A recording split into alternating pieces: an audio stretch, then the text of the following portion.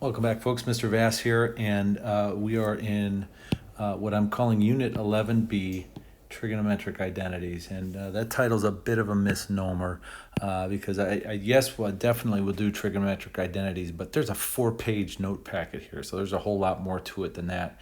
What I cover in about the first page and a half is really background. It's background knowledge that you should have before we talk about trigonometric identities.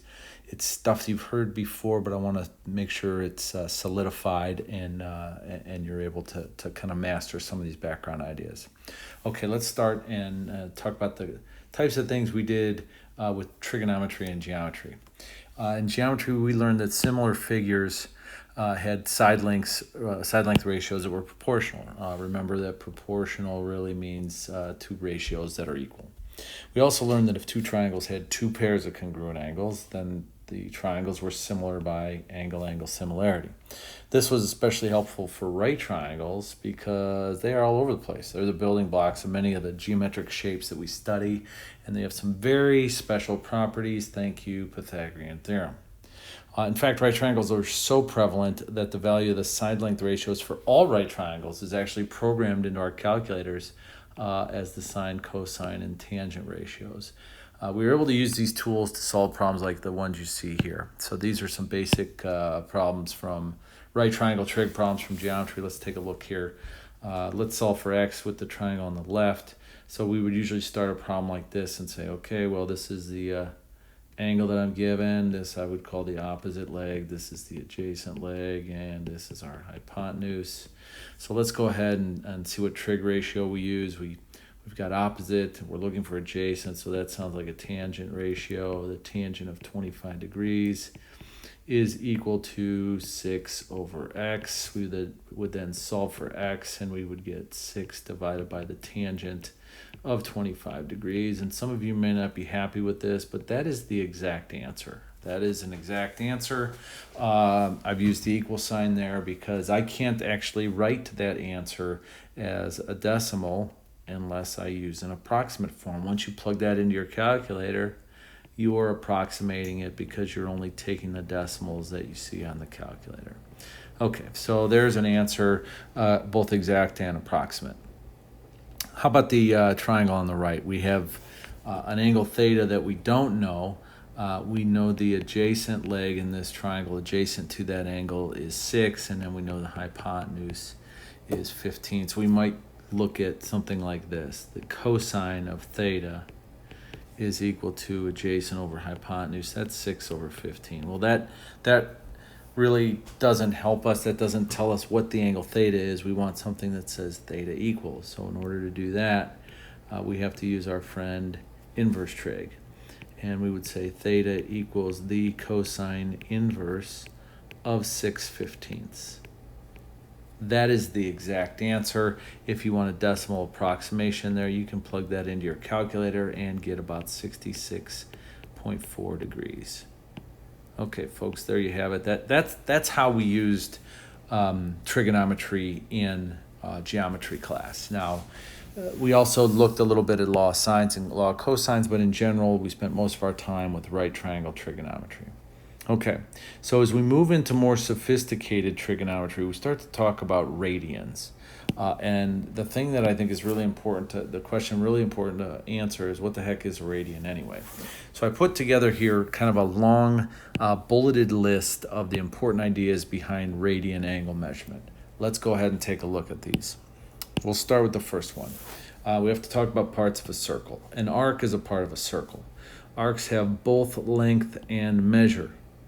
An arc's length is, well, it's just how long it is. I mean, it's exactly what it sounds like. If you took an arc and laid a tape measure across it and measured it, that's the length of that arc. And I think that's kind of obvious. But an arc's measure is a little bit different. It's the measure of the arc's central angle. Okay, and a central angle is the angle where the vertex is at the center of the circle, and it's the angle that intercepts the endpoints of the arc on the circle. I'm going to use both of those terms here. That's why I reviewed those for now. So I'm going to use both arc length and arc measure. Okay, now let's get into this. What the heck is a radian? A radian is an angle measure, just like degrees. Okay, a radian is an angle measure that's based on these parts of a circle. A radian is equal to the ratio, okay, ratio is a comparison of two numbers, of arc length to the radius of the circle. And it looks like this. Okay, an angle measure in radians is the ratio of arc length to radius. So if I look at this little picture that we have over to the right, this shows 1 radian measure. Okay, this is 1 radian because the radius and the arc length are equal. The ratio of the arc length to the radius is 1, so that means 1 radian. And I kind of talk about that a little bit here in the next bullet. If the two lengths, the arc length and the radius, are equal, then the ratio is 1. That means we have an angle there of 1 radian. So 1 radian is equal to the measure of an arc that has the same length as the radius. And it seems very strange to use the ratio of lengths to define an angle measure, but trust me, it works. Okay, let's talk a little bit about how many radians we can fit around a circle. Okay, the circumference of a circle, and that's a word from geometry. That's the length around the entire circle, and it has this formula right here, 2 times pi times r. You might have seen another one, circumference equals pi times d, which has that famous ratio pi in it as well, because pi is equal to the ratio of circumference to diameter. It's about 3.14 times as far around the circle as it is across. Okay, enough about circumference. Okay, so the formula I'm looking at here, circumference equals 2 times pi times r. Now let's look at the ratio, comparison of two numbers, of the circumference, which is 1 trip around the circle, to the radius. Okay, so I'm going to take the circumference formula that I had and divide it by the radius. When you do that, you'll notice that these two r's cancel and we're left with 2 pi.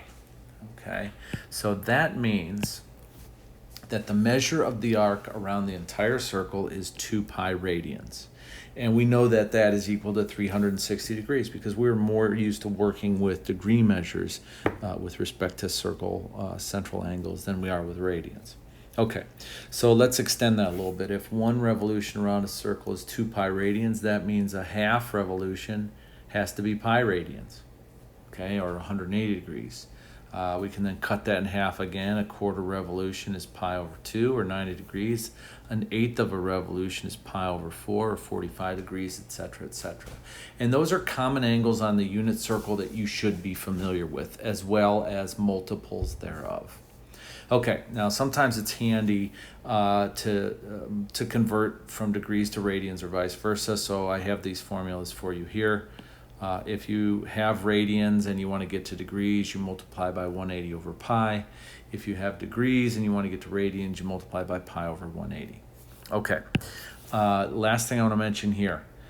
By the way, and this is like your fun fact of the day. A radian is a ratio of 2 lengths. So a radian is, I better highlight this one in red, unitless. Let's let that one sink in for just a minute. A radian is a unitless measure. That's different than degrees. Degrees are a unit, but radians are a unitless measure because it's a ratio of 2 lengths. Think about it.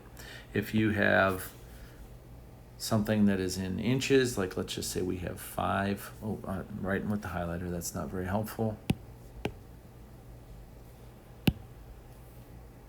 Let's say we have 5 inches and we divide by 5 inches. That gives me a ratio of just plain old 1. There's no units on that.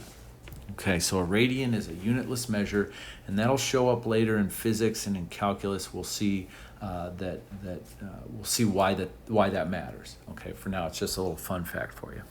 Okay, let's jump into the next page.